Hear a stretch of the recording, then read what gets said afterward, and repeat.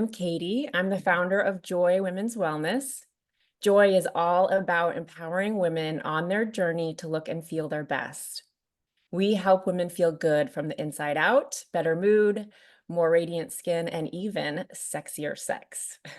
So today I'm very excited to introduce Celia Chen. Celia is a health optimization coach, and I've had the pleasure of working with her and teaching or hearing her teach before. And one of the things that I love about Celia is that she is a walking experiment. She has a love for all things health and wellness and she's tried all the tools and gadgets. She's gleaned a ton of valuable insight. So today she is here to share the Cliff Notes with us. Welcome, Celia. Thank you so much for having me. I love the team at Joy. I'm also a patient. They've helped me a lot. So we ready to dig in? Okay. So thank you for that kind introduction. It's true, I am a biohacker. I love to use all the tools at my disposal. And I'm also a chief marketing officer for wellness brands. So I really work on platforms leading with education, and I have so for the last 15 years. My specialty is metabolism and blood sugar. So we're going to dig into that a little bit today, body composition. And my sweet spot is really taking care of women in midlife, kind of heading into menopause. So I like to start all of my sessions with a question. And this is a simple question, but it has a very nuanced answer. And that question is, how are you feeling? And the answer that I get more often than not is, I'm fine, I'm just a little tired. And Katy just said, 77% of us feel tired. So I want everyone to drop into the chat. What does it mean when you say I'm tired? Because tired can be this abstract thing, but it's actually quite specific. So I'd love for us to just take a minute and think about how this shows up for us. For me, I know that when I have brain fog and I don't have a lot of clarity, that's when I know I'm fatigued, right? So maybe I'm tired from a workout, but kind of that true chronic fatigue, that feeling of sluggishness, that shows up for me as brain fog. And I'm hoping you guys are dropping things in the chat, but it might look something like this, right? So sometimes it means I'm hungry. Sometimes it means I'm cranky and moody and irritable. Sometimes it means I didn't sleep, so I'm just tired. Sometimes I'm tired and I want to sleep, but I'm tired and wired, so I can't sleep. It can also mean sluggish, putting on weight, and often it shows up as low libido. So in a way, having low energy means that you don't have a lot of drive for anything. And this community, that is not okay. And that is no way to live. I'm here to tell you, you're not alone. Okay. 3.3 million US adults have chronic fatigue syndrome. But if you look at the statistics for women, they're worse. Okay. What is going on? Do we have an epidemic of fatigue and tiredness? So I want to dig into all the reasons why we have fatigue and some of the root causes, right? And offer you some of that intel. But I want us to first understand how our bodies create energy. And it all comes back to metabolism. And metabolism is a term that we have heard about, but we often think about it in terms of weight. Like I have a fast metabolism, I have a slow metabolism. But what it really is, it's our body's ability to convert food into energy to power all of our cells. And we have up to 200 different cell types, right? So it's how we create energy and how efficiently we use it. So I'm going to take us back to biology class just for a second, because this is going to be relevant when we talk about it later, right? So for the visual learners, I want you to see this image of a cell, okay? Now I'm simplifying this a little bit. There are lots of mechanisms and lots of things that happen with metabolic processes, but I just want you to understand three of the major players. Glucose, right? Which is what our food turns into, glucose. Insulin, which is a hormone, and mitochondria, right? That's the powerhouse of the cell. So if you understand how energy is created in the body, I think it's going to change the way you think about being tired. So how does this work? So at a basic level, you see these little white dots that represent glucose. So the food that you eat gets converted into glucose, also known as blood sugar, okay? The glucose gets absorbed by your bloodstream, And when it does, it signals your pancreas to release insulin. Okay, so insulin's amazing because you need insulin in order for the glucose to go into the cell to power the cell. And insulin is like, it's like a key. It unlocks each cell and it allows the insulin to push the glucose into the cell. Okay, you guys, just look at these little, I don't know if you can see my cursor, but like these little oval-shaped organelles. These are your mitochondria, okay? We want to love our mitochondria. Our mitochondria are batteries. They convert the glucose that we ate, right, our food energy, it converts it into energy called ATP. So just throughout my presentation, just remember these oval-shaped mitochondria as the batteries, and remember that this is kind of how energy is created in the body. Okay, hopefully everyone's tracking with me. Okay, now we're gonna go through what I mean, there's lots of reasons for fatigue, but I wanted to create kind of 3 buckets, 3 areas of our focus, and they're slightly different to explain to you some of the root causes of why you're maybe feeling so tired and sluggish with low energy. Now, this one is probably easier to understand. This is the idea that your cells are underpowered, right? So you are underfueled. We all know that expression, I don't have enough fuel in the tank. I am literally running on empty. And I think for us women, diet culture will tell us, oh, eat less and move more. That's how you maintain your weight, right? That's how you stay thin. But what's happening is that we are living in a state of being chronically undernourished. Not all of us, but some of us, if this is your situation. And the undernourishment means that we don't have the nutrients, we don't have the calories to power our cells. And we just learned that these cells are powered through our food energy, right? And how efficiently we use and utilize that energy for all of the things that we want to do in our lives. So it means that we don't have enough calories and enough nutrients to build muscle, right? Muscle is really metabolically sensitive tissue. It really keeps our metabolisms, our engines running. There's a doctor named Stacy Sims. I believe she's a nutritional physiologist, and she works with performance athletes, and she's amazing, right? She talks a lot about this in the performance world, but I do think it applies to all of us because we are high-performing individuals with big, extraordinary lives, right? Are we living in this state of low energy availability where we might have enough energy for that soul cycle class, but then by 3 o'clock, we're kind of dead at the office?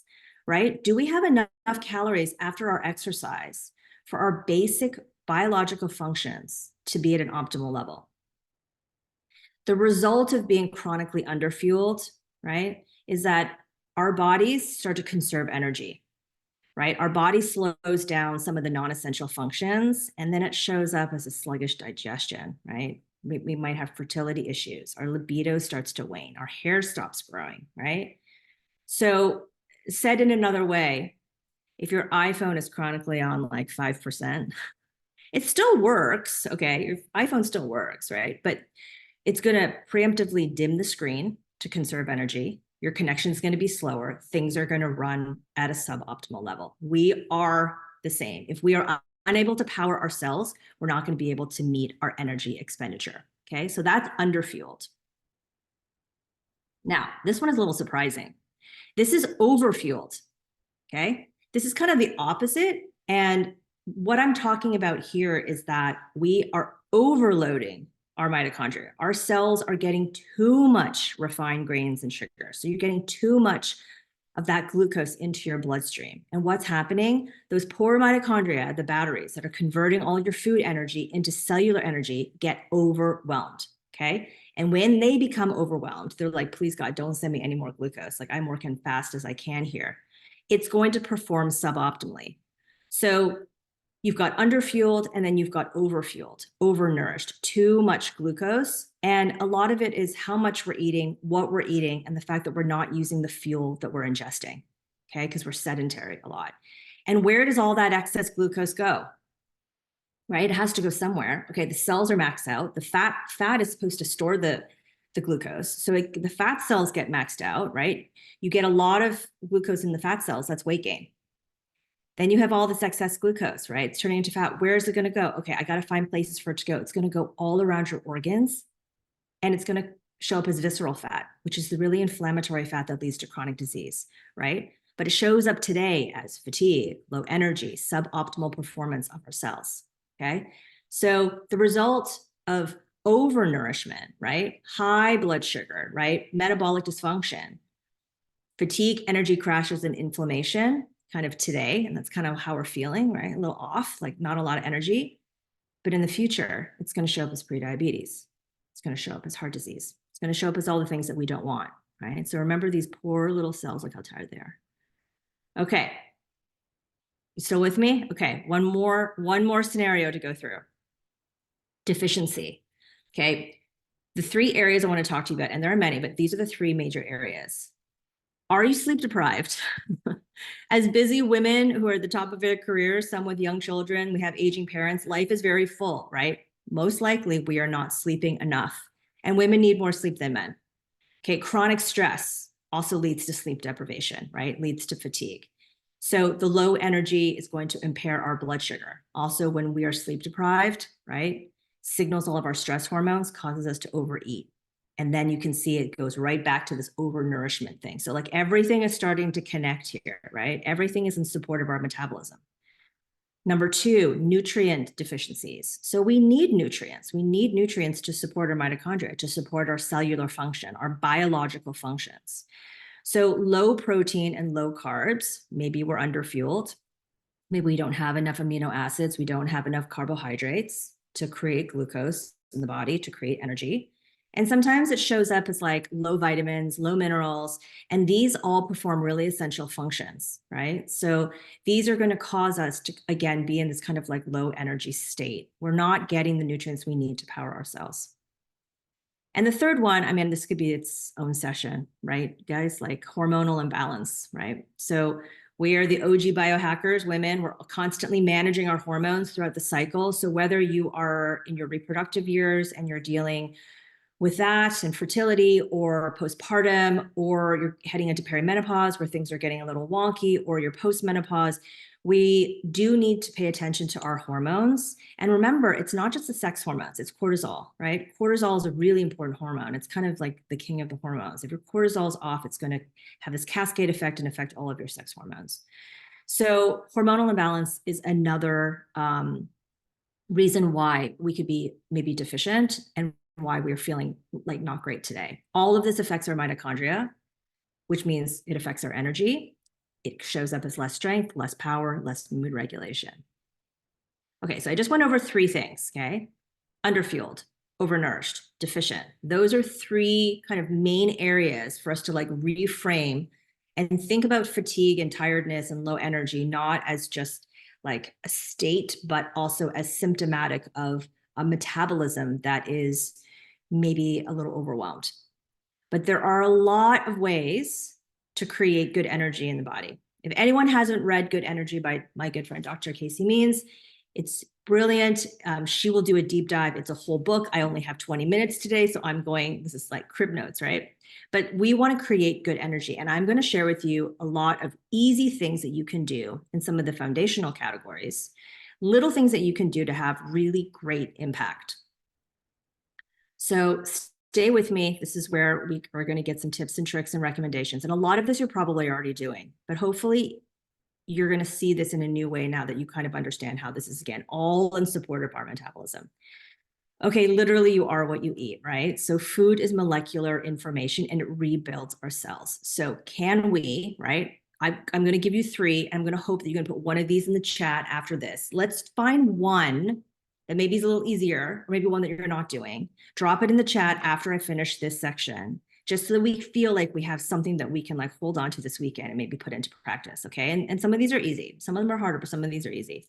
Eat 5 colorful foods every meal, right? Your body loves whole foods. Our body recognizes amazing energy coming from plants and animals, right? We want to have blood sugar friendly meals that have a balance of protein, fat, and fiber, and some carbohydrates. So that's number one, right? The boxes and the barcodes, they're a little more geared towards palatability, right? Maybe a little high calorie, but they're kind of less on the nutrient side. It's going to just cause you to be more hungry and eat more calories. So we want to try to just eat food in its natural form. Number one. Number two, we just talked about underfueled, overnourished. So I want everyone to this is just like, you're probably eating pretty healthy already. This is just take an audit. Are you matching your food intake with your energy needs? Okay. So are you Netflix and chill? Do you need that whole pizza, right? Because you're going to sit there, that fuel's not going to go anywhere, and you're basically going to just be processing all of that glucose. Not to say that once in a while that's fine. It's not the one-offs that hurt us. It's the chronic behavior, right? But just assess your fuel needs. Are you going to do a long run, right? And you need long sustained energy. So maybe don't work out in a fasted state, right? So we're eating 20% more than we did 100 years ago, and we're moving less. And it's showing up every day in how we feel. And it's also showing up in our chronic disease. So that's number 2, right? Number 3, don't graze all day. Try to give your mitochondria a break. You just flooded your bloodstream with some glucose. It's busy producing and converting energy. Let it finish its job, and stop telling your pancreas to pump out more insulin, to unlock more cells, to produce more energy. Again, 2 hours maybe between eating, or just maybe stop the grazing just a little bit. So 1, 2, or 3, everyone, let's see if we can just pick one of those. Again, you might be doing all of them already, and that's amazing. Okay, fitness, movement. So another doctor that I love, Dr. Gabrielle Lyon, she talks about muscle as the organ of longevity, especially for women. We lose a lot of muscle and bone during perimenopause and onwards, right? More muscle means more mitochondria, means more energy and more calories burned. So number 1, lift heavy. You literally can't be on Instagram without seeing someone tell you this. So hopefully everyone's already doing this, but lift heavy. Why? Because muscle is metabolically active tissue. And I'll tell you, you can eat a little more of what you want if you have more muscle, because just Celia at rest or Katy at rest needs a lot more energy, right? Burns a lot more calories, and we're not even doing anything yet, right? So the more muscle you have, for so many reasons, but in the filter of metabolism, it's going to be really helpful to you. Number 2 is, okay, move throughout the day. So just like grazing, you don't want to graze all day and have inbound glucose. You want to move throughout the day. So that is, can we get up every 30 minutes for about 5 minutes or even 2 minutes? Just move your body. Just don't work out for 45 minutes and then sit for 7 hours, right? Our bodies are evolved to like move all the time. And it does the opposite to our mitochondria. It kind of nudges it to be like, keep going, keep converting that glucose into cellular energy. It's going to make us feel more powered. It's going to help with that cellular function, right? Whatever that cell is. So you want to move throughout the day. Number 3 is an easy one I think all of us should do. So maybe for this section, you have to put it 2, but walk more. It's like my 87-year-old dad, like he literally walks all the time, walks. It's the easiest thing you can do, especially if you've eaten a meal that's a little carby. You really crave that sandwich at lunch and you're like, okay, well, just go for a 10-minute walk afterwards. Just try to have your muscles use some of that glucose. Okay. I know I'm flying through, but we're going to have a conversation in a Q&A with Katy. So I'm just going to give you a couple more. Sleep. Sleep is so important, right? Muscle is not created in the gym. It's actually created when you're sleeping in rest and repair. That is when all the good stuff happens.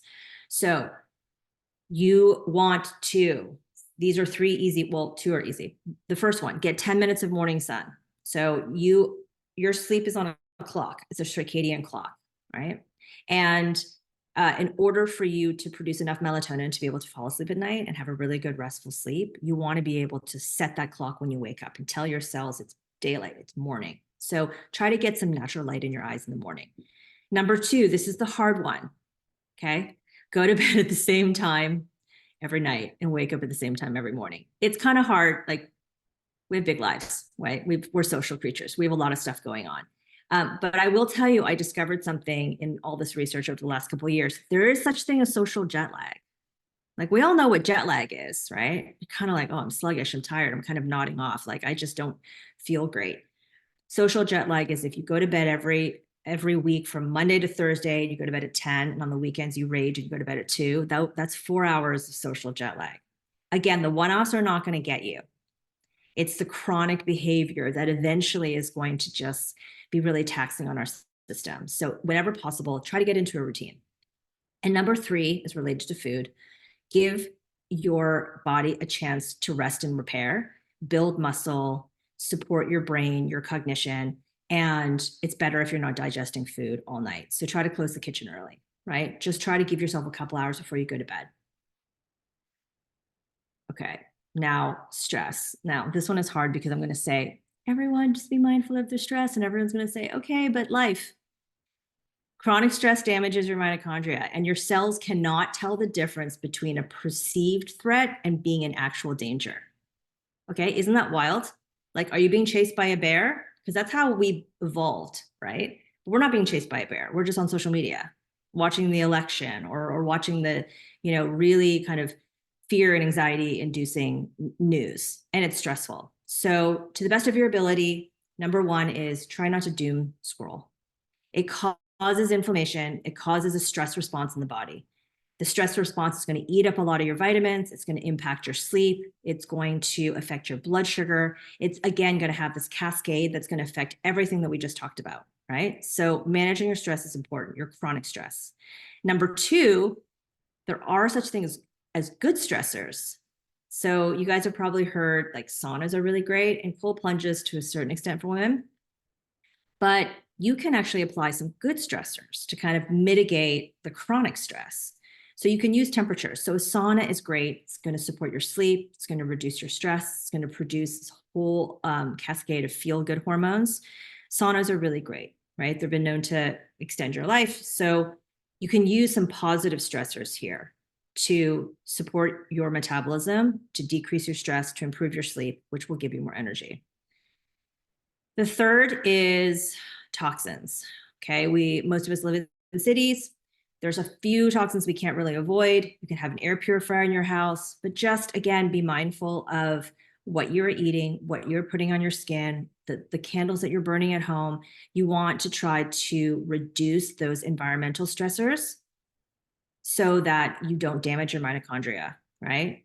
Those are working really hard for you. So we don't want to reduce our cellular energy. We don't want to perform suboptimally on the cellular level because it impairs the way that we want to live our lives. Okay, I'm almost done, you guys. 1, 2, or 3. Everyone pick one. Okay, and the last, okay, like I am a biohacker, and this is why I love joy as well. So I really love smart supplementation, but I put this category last because the other ones are foundational.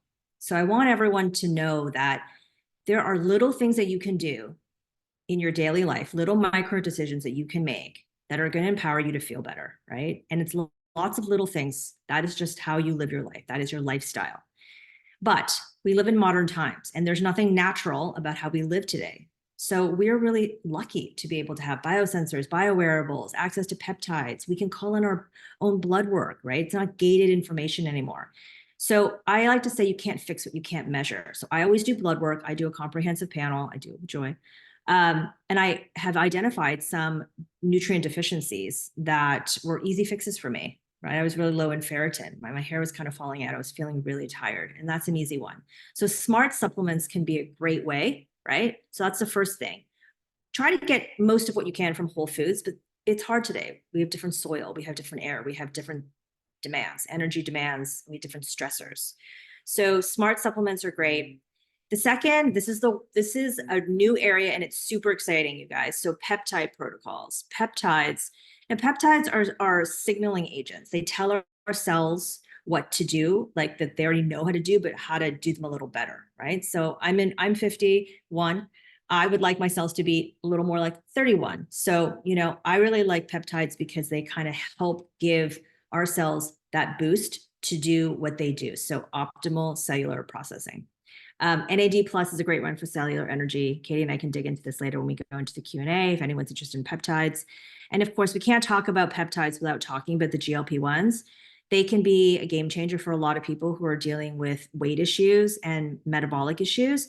But again, done in a really responsible way with diet and lifestyle and with medical supervision. So, and the last, hormone replacement. So perimenopause, there's no diagnostic for perimenopause. You're really going to want to look at your symptoms as well as what your blood levels look like. But it's really great to look under the hood and see what's going on and put together this puzzle and see how these types of deficiencies can affect your energy and where you can start to put yourself on some lifestyle changes and maybe a protocol to support feeling amazing today, right? And that's what we all want to do. I talk a lot about this on my Instagram and Substack, and you guys can reach out to me. You guys can scan this if you guys want to follow me. But I just want to remind everyone, I know I just threw a lot at you, but there are lots of little things that we can do. And this is a really amazing community. And I love it that Joy is bringing us all together so we can talk about how we can action some of these things and then where we can seek support. So I'm going to stop sharing and we can. Am I stop sharing? Yes. Okay. Okay. It looks like we got a couple of good questions already, and you guys can keep adding them in there. One of them, Angie asked, is Sermorelin a good peptide? And I don't know, have you tried that, Celia? I'm about to, I've been doing Oh, a lot of good. research, actually been talking to your team about how to, because, I'm on a muscle building journey, right? So all in the spirit of, boosting metabolism and staying as healthy as possible. I want to build as much muscle as possible. So really for women over 35, like muscle is everything. So Cimarelin, I think, can be a really helpful tool. So I'm going to be going on a Cimarelin journey as I increase my resistance training and maybe eating more protein. So we're going to see how it Great. goes. I know a lot of Great. people have had good, Yeah, good results. I can tell you I've been on it for quite a while, off and on. I know Riley has too. Sermorelin, what that does, it's called a growth hormone releasing peptide. And the reason I love it is because, first of all, it's not a growth hormone, totally different category. But what this peptide helps you do is helps your body release more of its own natural growth hormone. So you take it at night before you sleep, and it comes either as a troche or an injection. I prefer to do the troche at night before bed. And so when you sleep and when you get into that deep sleep, that's when you're recovering. And so that's when you get the most how do you say that? Efficacy out of it, because that's when your body's recovering. So if you think about what growth hormone does, you can just think about when you're a teenager, those are your highest levels. So you get your deeper sleep, you have better recovery, you are able to burn more fat, you'll be able to, keep more lean muscle mass, you have tighter skin because of more collagen going on. So it's like basically all the really good things growth hormone helps our body kind of do. And I'll tell you, peptides, a lot of people say you should cycle on and off of them. So I'll usually do my Sermorelin like 6 months, and then I'll take a month off. And the two biggest things I notice, one is sleep. And then the second is recovery. So I do like to work out and lift weights. And when I am off it, it's really night and day. I feel so sore and tired after a workout for the next 24, 48 hours that I can't work out the next day like I like to. So it's wild how much I can feel like that increased recovery. Yeah, it sounds, I mean, from all the research that I've done, it's a great accelerator, right? And so we look at peptides, we look at anything that are like supplements, right? As something that is going to be added to our lifestyle changes to really, because you're talking about lifting, you're not just like taking a peptide, you're actually at the gym, but you're maximizing your efforts. I think for all of us women, the frustrating thing is that when we put in so much effort and we're just not seeing the results because people are putting in effort. Everyone is making like they're taking the time to like figure out what they're eating. They're trying to get to the gym. They're trying to reduce their stress. And it's like, what I do in terms of health optimization and working with your team, it's like, well, let's identify, like, let's not major in the minors. Let's look at the areas that you need the most help and let's pull on the levers that are going to make the most impact so that we are encouraged when we see the results, right? We feel better. We're less resilient to we're heading into cold and flu season. Like the overall lift we get and then the specific goals that we have to either build muscle or maybe decrease fat, maybe build bone density, maybe to improve brain cognition, like whatever it is, Right. you're going to see a lift in all of that. And the great thing is that, everything that I just outlined, in addition to the peptides, in addition to maybe some hormones or taking some supplements, like that's a pretty powerful combo. Like these are Yeah. really great tools that we Yeah. can And Honestly, I'll tell you, like that is exactly why I started this company, because went through a really tough time where I had babies when I was older, and it was like it was years of trauma. Had my last baby at 42, and then really went into the trauma of perimenopause, like in a bad state. So it was a lot on me physically and emotionally. And I will tell you, I had to figure out how to feel better because I knew that I couldn't live like that. Like I literally didn't have the energy to take care of my babies. My anxiety was through the roof. I was overweight, and there was just so much going wrong. And I was like, this is not how I want the rest of my life to be. So for me, it was starting to take care of my health and digging in and going, what's one little thing that I can do?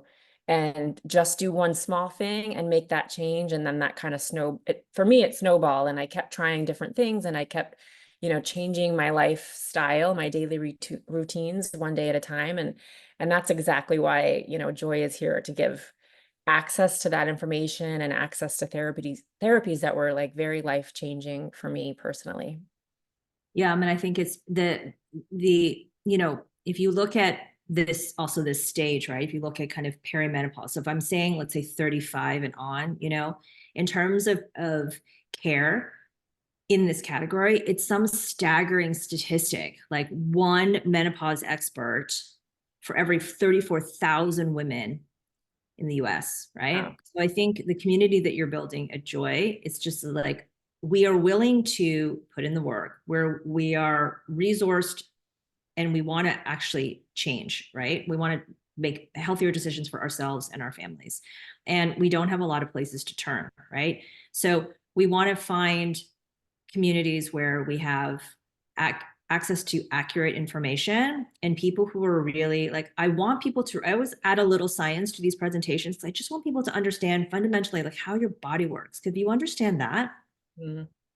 you're going to be able to, you're more informed. It's not as complicated as the healthcare industry wants you to think. And it's an industry, right? Like we can be rebels if we are like, no, I'm not buying that anymore. Like we are in charge. Like, I'm the pilot of my own plane, and I can make these decisions. And the only way to do it is to try to be as educated as possible and to find providers that can actually give us access to um, these different, modalities, right? And then wrapping it in this like diet and lifestyle, and so that we can actually take steps and feel better.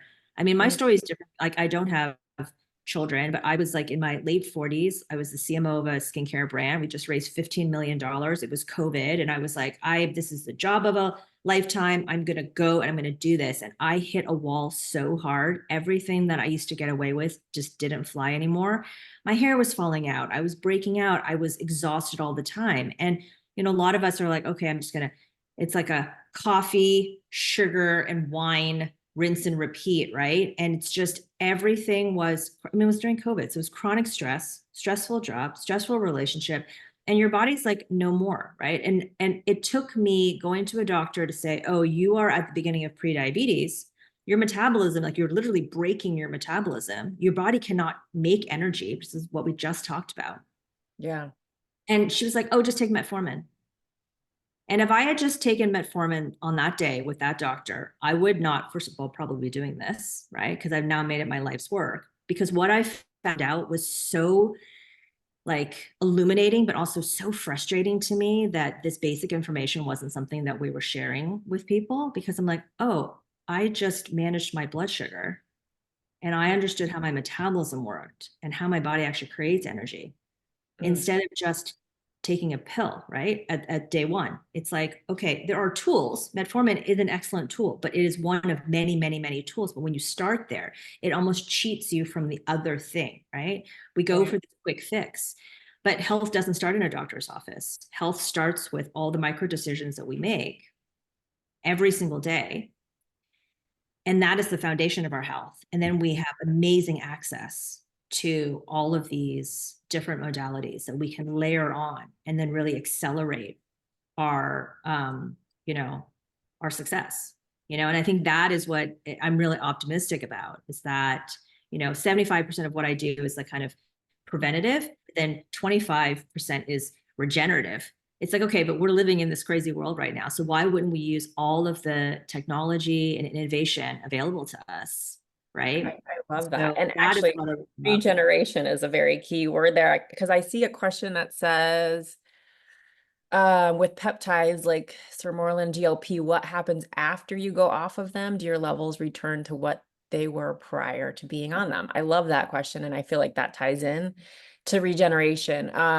So it can depend for everybody, and it does depend on how just overall what you're choosing to do with your daily habits and your lifestyle and how healthy you are. But peptides in general are very regenerative. So they are meant to help heal. And I saw someone else asked, what do you think of BPC 157? I love that peptide personally, and we used to be able to carry it. Unfortunately, we can't anymore because the FDA has put that on the do not compound list for no real good reason. But BPC was super regenerative, very healing for your gut. Very, you could inject it into a wound and help heal your wound. We have another one now to replace BPC called VIP or VIP, and it's a nasal spray. So it also does that same thing with reducing inflammation and helping with gut health.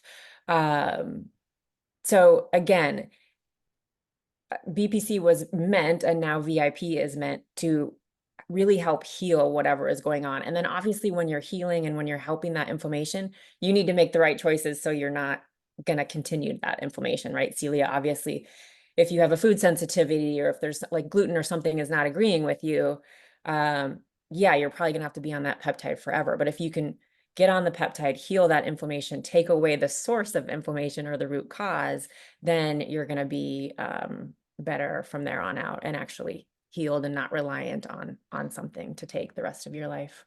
I feel like we should do a session on gut health because it's such a new science, but it is also related, right? So when we talk about BPC 157, it's really good for leaky gut, as Katie said. So, if you are creating, like, we're kind of doing it unknowingly. This is not to point the finger at all of us, but we are like the big food is just marketing to us 24/7, right? And really influencing our decisions. Like, this is the food that we grew up on, and we can just tell, like, this, our country is not well, right? But we can make the choice with our dollars. We can make the choice to kind of rebel against that and say, okay, we can make better choices to not get on that ride, right? Where unknowingly we're eating food that are not serving us, right? In quantities that are not serving us, or eating them in the wrong order, right? Or too much of it is processed, and it's just because it's everywhere, right? So I think looking at your food, looking at exercise, all of these kind of little things that I talked about, which even if you just picked one or two of them, just habit stack, right? Start to feel better and be really aware of what's happening in your body. And then you're going to get to a tipping point where you've done enough of these little changes where you're like, wow, I feel so much better. And then your inflammation is going to go down. And then systemically, when the inflammation goes down, your shoulder doesn't ache as much, right? You're more flexible, you're a little stronger in yoga class, you're lifting those weights, you have less digestion issues, like you're breaking out less. It's all inflammation. So BPC and a lot of these peptides can, again, be a great accelerator. But if you're kind of like keep putting fuel on the fire and then you keep trying to put the fire out, at a certain point, it's gonna be a little counterproductive. So again, it's like, let's look at everything, right? Let's just take an audit of everything and make those tweaks. But yeah, no, I feel you, Tanisha. I feel exhausted all the time. Yeah. There is a question on low ferritin, which I know that you talked about, Celia. You had some low levels. So she's saying that she's replaced those and they're normal now, but she's still feeling exhausted. Yeah. So again, I think it's a bit of a puzzle, right? Like, I think you look at your blood work. I encourage everyone to do comprehensive blood work at least once a year. I like to do it twice a year, especially if there are things to change, because here's the thing about supplements, right? Sometimes we think, I have a deficiency, I'm just going to take a supplement, but you need to figure out, are you actually absorbing that supplement, right? You want to make sure you're getting supplements that are bioavailable and are really high quality. And you also want to try to supplement with start with real food and then use the supplement together. So it's hard to say. I don't know what your exact case profile, right? It could be a lot of things, ferritin being one of them.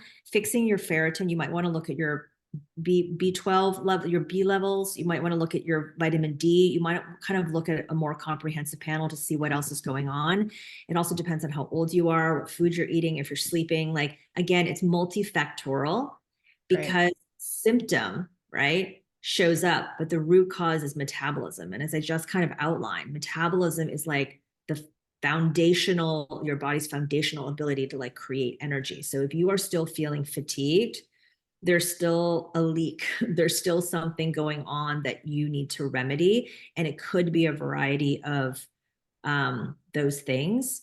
I don't have the normal ferritin level off the top of my head, but I think that you could reach out to Joy because they work with optimal levels. So all of their practitioners, after your blood work, like I ended up doing a 45-minute telemedicine call, and it was great because they went line by line to kind of go through it. And I learned more in that session than I have ever learned in a doctor's office. Here's one thing that's a shocker to you guys. And this is not a diss on the medical industry or doctors, because I do feel I'm very compassionate towards doctors that are very constrained within the system. It's very hard for them to spend the amount of time with you that they need to give you the level of care that they actually probably want to give you. They just can't do it, right? So that's number one. So like, be nice to our doctors. Number two, though, if you are not being served by your doctor, a lot of doctors, and this is coming from my doctor friends, okay? A lot of doctors don't know how to read labs. That is going to come as a shocker to you because you go and you diligently do your labs, maybe at least once a year, hopefully, and they run it through an algorithm and you're either in range or out of range, and nothing to be done if you're in range. But guess what? If your ranges are going the upper end of normal, right? Lower end of normal, you're still in range, but there's a trend there, right? And I think what you want to do is that you want to work with a provider that is going to be able to read the tea leaves and say, I'm looking at where you're tracking, and this is showing me some metabolic dysfunction. You have high inflammation, your blood sugar's creeping up, look at your cholesterol, you're heading into perimenopause, you're having some fluctuations in your hormones, and really look at the comprehensive picture. So it's never just kind of, sometimes it's one thing, but for a lot of us, it's multifactorial. So you want to find someone who really can look at your blood work as part of the puzzle, understand all your symptoms, and see how you are living, right? That is the big contributing factor, which is the black box for any doctor. So unless we go in and we're super truthful about how many glasses of wine we drink, how much we exercise, and whatever, in that 10-minute time, right, that you have to like blurt out whatever you can in that wellness exam, we cannot put it on our doctor to tell us what is wrong with us. We have to do this assessment of like, how are you living? How are you sleeping? What are you eating? How are you feeling? What are the quality of your relationships, right? All of it. Right. Look at your blood work and go with a practitioner. It's the best money you'll ever spend. I like to go out of pocket for certain things. I wrote a Substack, guys. I spent 40 hours trying to figure out insurance. And this is where I landed in this country, okay? So instead of giving all my money to insurance and getting basic care, where someone's going to run it through an algorithm and be like, you're in range, you're in range, you're in range. Oh, you're out of range. Take metformin. I decided to downgrade my insurance to cover me for the basics and like the big stuff. And then I reserved that money that would have just gone to insurance for basic care. And I spend that on value-based care, on outcome-based care. So providers like Joy, different providers that don't take insurance, because I'm spending on the practitioner or the knowledge to be able to actually better my health, right? So it's a reframe of how you actually work within the system and deal with insurance. So I use your HSA or FSA, this is the best thing that you can do. It's like a massive discount. It's kind of like getting everything like 30% off, right? But find the providers that are going to actually give you the care that you need, because then you're going to have a chance in hell of actually putting this puzzle together and figuring out like, what is my root cause, and that you are an active participant with your SWAT team, with your doctors and practitioners to be like, we can figure this out together. So I know that's a long-winded answer, but hopefully the truth is there's not one thing. There's not a quick answer for that. Joanne also is asking about, she's doing the work, eating healthy, lifting, but the belly is not going away. The weight is not going down. And I can tell you, I get that. I think especially depending on your age, that could also be a hormone thing. Have you checked your thyroid too and done a full thyroid panel? There's a lot of different things, but I can tell you I am 45 right now, and I'm in the middle of dealing with, in the middle of perimenopause, and the belly fat is a real thing for me, even though, again, I lift. I'm It's constantly like I'm trying to up my protein, but that's not always easy. But it's a multitude of things, and I don't know if you have anything else specific you can say, Celia, about the belly fat. Someone else was asking about intermittent fasting, which Okay, yeah. I Those don't two are kind of really connected. love that, because I know, like, sorry, I'll just finish this one. Like, I know my estrogen is being wild right now, and estrogen's it's a great stress hormone. So when we're kind of in this transition, and we're losing estrogen, then we have to rely more on cortisol. And so a lot of time that's why we're getting that belly fat, because we're losing that ability of our estrogen to help us with stress. And so it's way too much cortisol. So that's what I'm dealing with in belly fat. And that's something I'm trying to work on by balancing my hormones and hormone optimization. So that could be one thing, but intermittent fasting, and maybe I'd love to hear your take on it. I think it works for some people, but for others, it can create more stress depending on where you're at in your journey or your cycle. Yeah, I agree. I think you can use intermittent fasting as like a quick, uh, I would actually prefer people to do restricted time eating. So again, like closing the kitchen early, kind of concentrating your eating within a certain window. But the intermittent fasting, I think, can cause more stress on your hormones. So it's not something that I use for some. I wouldn't say I recommend it a lot. For some people, it works, but often what happens is that they're just not eating in the morning and they're eating at 12, but they're working out in the morning and they're always exhausted, right? So I'm looking at this like if you're tired and you're intermittent fasting, you're most likely underfueled, which is what we discussed. The thing about the menopause belly, it is a very real thing, you guys. And it's a bummer because, when we start to lose our estrogen, our body is adapting. Like the thing that we should remember too is that the average life expectancy 100 years ago was 53. So I'm 51. We wouldn't really be having this conversation. Okay. Like my belly fat would be the least of my concerns. We are living on average till we're 80. So you're talking about a third of your life without hormones that did so many things for us. So our body adapts and it's like, oh, I need to start making some hormones in other places. So it makes a weaker form of hormones and it says, oh, this is perfect. We have a little, like, we don't have as many hormones. I'm going to store a weaker form of estrogen around your belly for survival. And I'm like, no, I don't want that. Can you add, what is this? Like, I don't actually want that. So this is what I'll tell all my clients that are in perimenopause. You are playing a game where the rules have changed and you played that game really well until your 30s, right? Maybe 40 if you're lucky. You've got to have a new set of strategies. So I recommend everyone reading Dr. Stacy Sims' book. I think it's called Next Level. Yeah, it's called Next Level. It's on my bookshelf. There's something really effective that you can do. Okay, there's a couple things. You could eat more protein. Okay, watch the refined sugar and carbs, refined grains, because we become more insulin resistant as we go through perimenopause. Okay, so our metabolism, we talked about all that excess blood sugar, we actually have a harder time metabolizing that glucose. So you really need to people start to become pre-diabetic. Okay, so that's the first thing, is eating more protein and lifting weights. Lifting weights is going to change your body composition. So the number one thing I would do is don't go by the weight on the scale. It is a very opaque number. It will not tell you what you're made of. The weight is a little irrelevant. It's all about how your body's feeling and like the composition of your body. So if you do a DEXA scan, or you can do an in-body with your doctor, but if you do a body composition scan, it will tell you your body fat percentage. It will tell you your lean tissue, which is your muscle. It will tell you your bone mineral density, and will tell you your visceral fat. Those are numbers to go on. And that's when you can get to work and change that. So because I'm going on this 60-day muscle building journey, is because I thought it was going to like crush my DEXA scan, and I did not. It was like, you're basically skinny fat, because I'm losing so much muscle and I'm a petite person, but I have not enough muscle compared to my body fat. Okay. So, and a lot of it is starting to centralize around my belly. So you can do sprint interval training, which is 30 seconds of max effort. So that is like 30 seconds sprinting right? Or on an assault bike or on a rower or whatever that thing is, running up a hill, whatever it is, 30 seconds. And anyone can do anything for 30 seconds. 30 seconds max effort. And then 1 to 2 minutes of recovery. And you want to do that like 3 times. And the great thing is that I hate cardio, so this doesn't actually take a long time. And again, you can trick yourself, and you can do anything for 30 seconds. That is really effective at starting to burn the fat. So you want to not burn you don't want to lose your muscle. You want to burn fat. When we say we want to lose weight, we're not saying we want to lose weight. We're saying we want to burn fat. But the thing is that you want to preserve the muscle, and then you want to reduce the fat.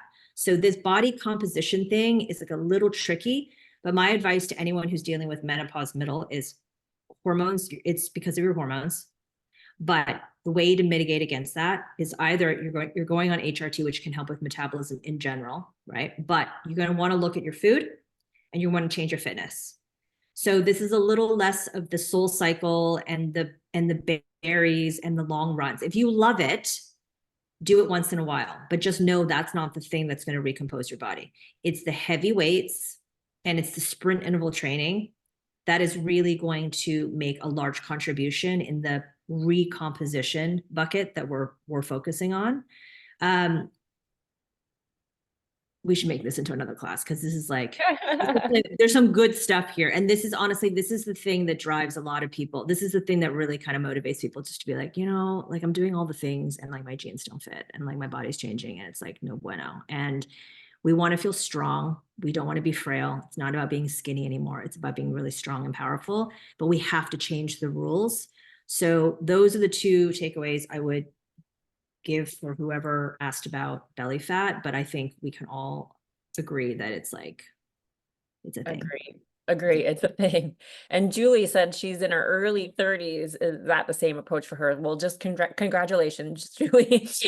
Your body can take more of or more options, I think, than the menopausal ladies. So I think early 30s. I love my 30-year-old. but you can handle more stress at that point, right? So you can soul cycles and whatever you feel good doing, I think, is the right answer then at that point. Yeah, but also just good habits, right? Like you're training, not like, yes, we're training for the bodies that we want today, but we're training for our future, right?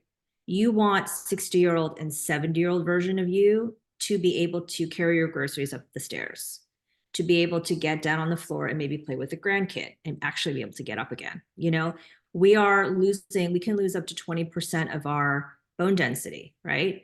It's tied in with our muscle. So when I tell people like build muscle, yeah, because muscle looks good, right? Muscle is like dense fiber, and it's shapely and it's sexy and it looks great. We want to feel strong. It's not just like our skeleton, like, hey, it's going to hold us up and it's going to make us strong. Yes, that's part of it. But muscle, when Gabrielle Lyon says muscle is the organ of longevity, what she's saying is that muscle is going to extend your life. It's going to enable you to do all the things that you love to do today, tomorrow. So for the 30-year-olds, yes, go to your soul cycles and do your cardio and do the things that like make you feel good and alive, but start to lift the weights now, because you're going to be in great shape and you're not going to have to radically turn it around like some of us in our late 40s who didn't get the memo, right? So, it's never too late to do it. It just gets a little, incrementally harder. So the habits that we can build now and the things that make us feel really good today are going to be the things that you're going to be so happy about in the future, because we're going to be doing the same thing. We're going to be doing the same thing at 80 as we're doing it over 35. And Bree, in your 30s and struggling with PCOS, because PCOS is interesting because that is kind of the root cause is what we've been talking about today: metabolic health, insulin resistance. So all the things that Celia has talked about, to improve that is something that is a focus for PCOS is basically insulin resistance of the ovaries. It's very tied to metabolism. It's the leading cause of infertility among women in the reproductive years. And it's just the rates are increasing. And it's because of how we live today. So managing PCOS is really kind of reining in the metabolism, doing everything in support of your metabolism. So a lot of the things that we covered today, but doing things that are really going to alleviate your symptoms and So, again, it's like the high protein, it's the lifting weights, things that are in support of metabolism and regulating your blood sugar, because you don't want your blood sugar to be doing this roller coaster all day long, because you're just going to be like spiking and crashing and spiking and crashing. And that makes you exhausted, but it also makes you anxious. And it's also like you're tracking towards some chronic disease. So in order to preserve your fertility as well, right? We want to really take care of women who have PCOS by supporting them metabolically. Right. Yes. And Julie, you are in the right place because we do all the blood work here at Joy. I'm sure Riley was going to write that. We have very comprehensive labs. We've got 3 options. There is a complete hormone one for $99. There is an advanced metabolic thyroid for $249. And then we have a comprehensive for $599. And those all come with the follow-up appointment. So just go to the site. Celia's code has a discount, and we'll help you do your blood work. We'll give you a report after with where you're at with optimal ranges or normal ranges. And we also have this cool new thing coming out where people who are doing the new tests will get a biological age score as well. It's a calculation of about 11 or 12 different markers that'll kind of tell you how you're doing with relative to your real age, which I just got my blood work done this morning, and I'm excited to see how old I am on the inside. I love it. I love it. I'm so competitive too. I'm gonna be like, wait, how old am I? Like, let's do this. Let's meet back here in like 60 days. Great. Yeah. Well, I would say I thank you so much. It looks like we're about out of time. But we would love more feedback from everyone, and I'm sure Riley will send out a survey and let us know what else we can answer for you. Let us know what else we can talk about on the next one. We'd love to just hear all your thoughts, but we really appreciate you being here. And Celia, thank you so much for all the time and effort you put and all your expertise into this. Yeah, Really thank you for appreciate it. having me. Reach out with questions. I'm fastest on DM. Yes, I do live on my phone, but like the Joy community is amazing. I love that everyone is curious and committed to feeling better. And so you guys are in good hands. Great. Thank you. Bye, guys. Bye.